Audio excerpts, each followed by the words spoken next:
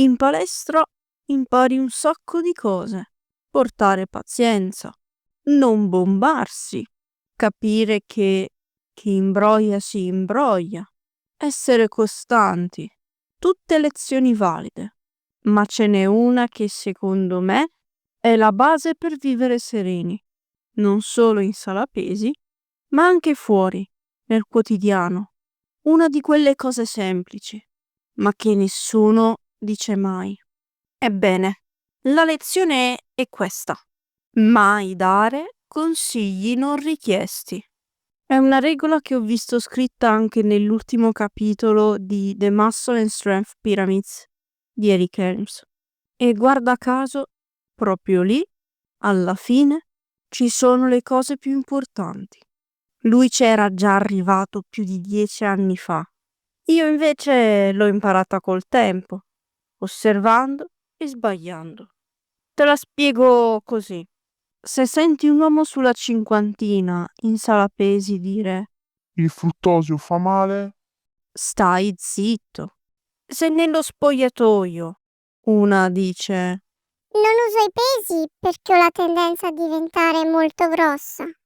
stai zitto. Se lo zio complottaro, che si informa solo su Facebook, lancia perle del tipo I carboidrati fanno male. o nell'acqua ci sono le microplastiche, stai zitto. Se qualcuno dice Oh no, ho mangiato il gelato. Domani 1000 chilometri di corsa. stai zitto. Se tuo padre si mette per la 100.000ª volta a dieta e ogni giorno dice Oggi ho fatto il bravo. stai zitto.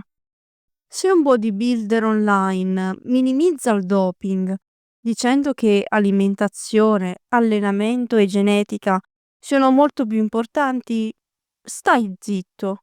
Anzi, chiudi il telefono. Ancora meglio, vai a vedere i miei video che sono più belli. La tentazione di correggere, spiegare, di educare è forte, ma il consiglio è sempre lo stesso. Stai zitto. Vale anche in palestra. Quando vedi qualcuno eseguire un esercizio con tecnica discutibile, finché non c'è un reale pericolo per l'incolumità, è meglio evitare di intervenire. Perché? Perché nessuno ti ha chiesto niente. Il rischio è che il tuo aiuto venga percepito come giudizio, arroganza o intrusione. Ecco invece quando puoi e dovresti parlare.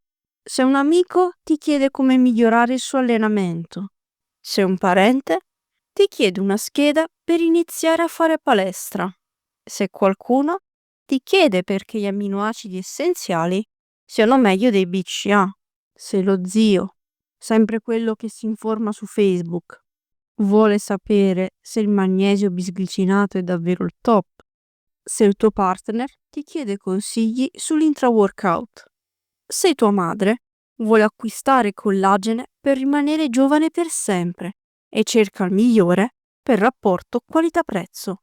La risposta la sappiamo tutti. Lo troverà su HSN, codice Sara De Rosa, così supporterà la youtuber più carina del mondo. In sintesi, aiuta chi ti chiede aiuto, non per ego, ma per utilità, non per avere ragione, ma per essere utile. E quando parli, smonta il concetto, non la persona. A me, personalmente, potete dirmi di tutto, non me la prendo. Ma prima di dire qualcosa agli altri, ora mi chiedo, me l'hanno chiesto? E se la risposta è no, allora mi faccio un favore, sto zitto.